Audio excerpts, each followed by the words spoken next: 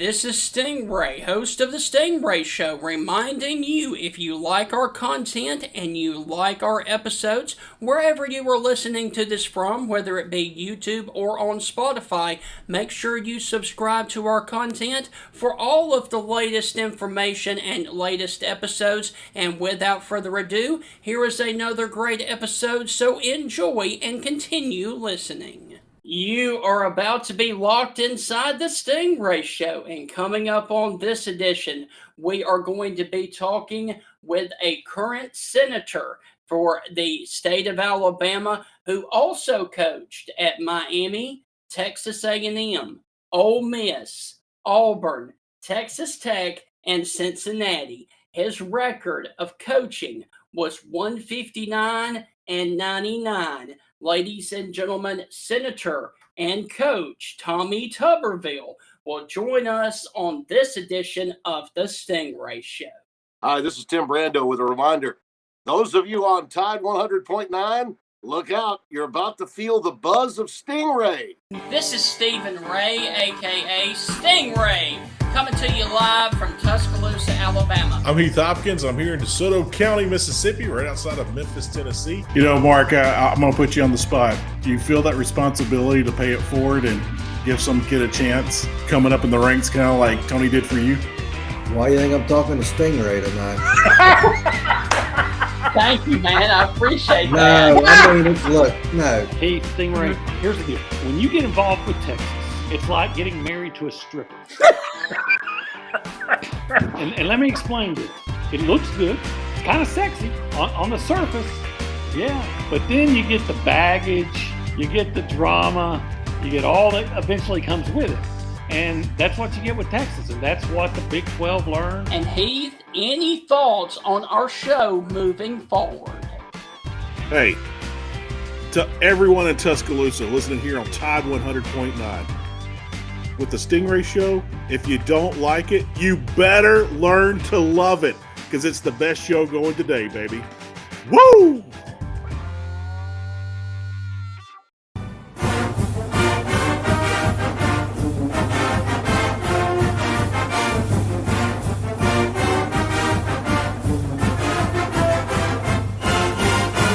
And with that, we want to welcome you inside the 500th edition of the Stingray Show, right here on the radio in Tuscaloosa on Tide 100.9. And Heath, we did a little bit of talking about the 500th episode last night, but let's not keep our guest waiting. For the 500th episode, we are about to be joined by a former coach right here in the state of Alabama who is now representing our state as a senator up in Washington, D.C. Ladies and gentlemen, please help us welcome to the Stingray Show former Auburn head coach and now current senator for the state of Alabama, Senator Tommy Tuberville. Coach and Senator, how are things with you up in Washington? Well, that's a great introduction, but welcome to the clown show up here in Washington, D.C., because that's exactly what it is. Yes. Every day is something different. That we might as well have jugglers and clowns running around outside because it is a disaster on most days, but we're trying to get something done now. We got President Trump elected, and we're getting more people on the same page. It's like putting together a football team, but my God, this is a huge one with a $5 trillion budget, and we're trying to find that $5 trillion because $7 trillion goes out the door every year, and there's no accountability. Coach, you obviously like crazy because SEC fans are crazy, and the folks out there in Washington picketing, screaming are crazy. Who's crazier? I'm going to guess the folks in Washington. Well, that's a close one there now. SEC fans are adamant. They're passionate. You know, I went to the game Saturday in Auburn versus Auburn in Alabama in basketball. My God, in 1999, when I came to Auburn, you could have thrown a rock and not hit anybody in the stands. And now look what the coach at Alabama's done, Bruce Pearl's done at Auburn, the entire SEC. And I'm not so sure Florida might not be the best team after you talk about those two. But here's what I saw Saturday. I saw some of the best athletes that I've ever seen on a basketball court. most of these guys should have played football, by the way. But let me tell you something. They are athletic, fast, quick. It is amazing what Yes. SEC's done in basketball just over the last few years, and I'm looking forward to seeing who can win the national championship from the SEC. So, Senator, I do want to piggyback off of that for a second. You talked about the athletes there at Alabama and at Auburn. What is the latest that you can talk with us about the NIL situation in college athletics? You think government is broken in our country? Well, college sports is broken. I Yes. had dinner last night with a good friend of mine by the name of Nick Saban and Coach Kasefsky here in Washington, D.C., and we talked about it for a couple of hours, and it's broken. There's no way we can continue, paying this kind of money out to athletes. Now, some teams can, but when it comes to over 100 teams to make it fair, that it's not going to happen. And I'm all for players making money. Don't get me wrong, but there's no system, there's no regulation, there's no rules. It's kind of wild, wild west, and something's got to be done, or you're going to have 4, 5, 6 teams just control it every year. Now, Nick did that, and I told Nick, I said, wait a minute, you control it for the last 15 years. He said, yeah, but it was really, really hard. Now you're going to have just a handful of teams that you're going to say, hey, they got a chance to win a national championship. And folks, we are all passionate about college football, especially in the South. We can't lose it, but this is the opportunity that we might be losing something that millions of people are very, very passionate about. Yes. Coach, we had Greg Byrne on, the athletic director for Alabama, here a couple of weeks ago. He talked about a meeting with you over the summer and talking about what you just mentioned right there. In a few short sentences, if you can, how do we fix this NIL garbage? And it is garbage. I'm proud for the players, but it's not sustainable at all. No. Well, if I had a magic wand, I'd tell everybody in the country, okay, all you big leaguers out there, you 4 or 5 conferences, we're fixing to all come together, and we're going to basically say we're in this together, and we're going to make rules together. We're all going to go by the same rules. The NCAA is not going to do it. But the one thing that we have to do, if you look at what's going on right now, there is all these different conferences. They all have their different TV deals, okay? Yep. You combine all those together, it's worth about $4 billion a year.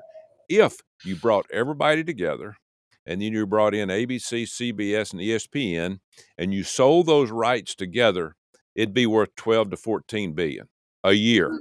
So there's where your money comes from. But you're not going to get it done, with the SEC and the Big Ten. They obviously control a lot of the money out there. But if you want to do it right for the sport, you would bring all the Big Ten, the Big 12, the whatever the old Pac group was, ACC, SEC, all of them together, and say, listen, we're all in this together. Let's let everybody make money out of this. We'll all make more money, including Big Ten and SEC, and sell our rights, because it's the number 2 watch thing behind the NFL. Theirs is just multi-billions more. I tell you who else is more, but they have less viewership, is the NBA. They have a huge contract. I mean, and college football is so much more viewed than the NBA. It's just astounding. Go sell your rights and do it the right way. Right. Coach, if we had a commissioner for college football outside of Nick Saban, who would you mention? Who would be a great one? Oh my God. And it would have to be just football. Football needs to be separated from the NCAA. Yes.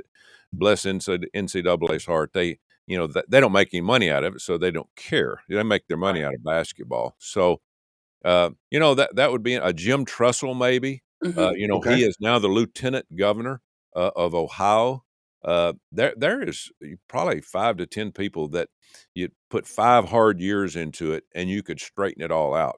But that's what it's going to take. It's not going to be overnight. You're going to have to bring egos together. My God, we got egos out there. You're going to have to do away with commissioners, and they're going to protect their own sovereignty, I guess, and athletic directors. But you look at some of these athletic departments now. I've never seen so many people Yes. working in an athletic department. And what do you need now in an athletic department? You need a few good coaches, a few good administrators, and a lot of money to buy good players. That's Yeah. how you're going to win.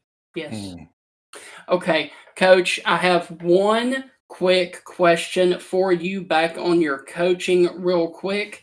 And that is you started out in Miami, Right. and during that time, they won 3 national championships. And if memory serves me correctly, one Dwayne "The Rock" Johnson was playing around the time that you were coaching down there.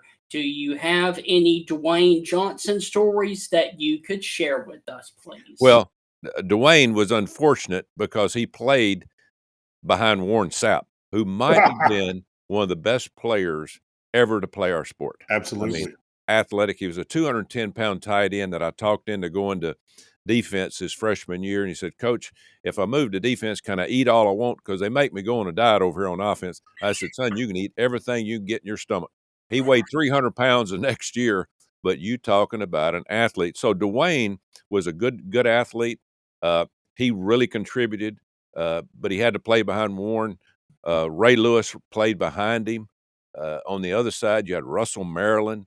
You had some Cortez Kennedy. All these guys were first picks in the draft. I'm not talking about the second or third or fourth pick. I'm talking the very first pick. And so we won at Miami back then because we had some good offensive players, receivers, but we won because we had great defensive linemen. I'm not talking about good. I'm talking about great that were years and years players in the NFL that just dominated not just college, but also the NFL.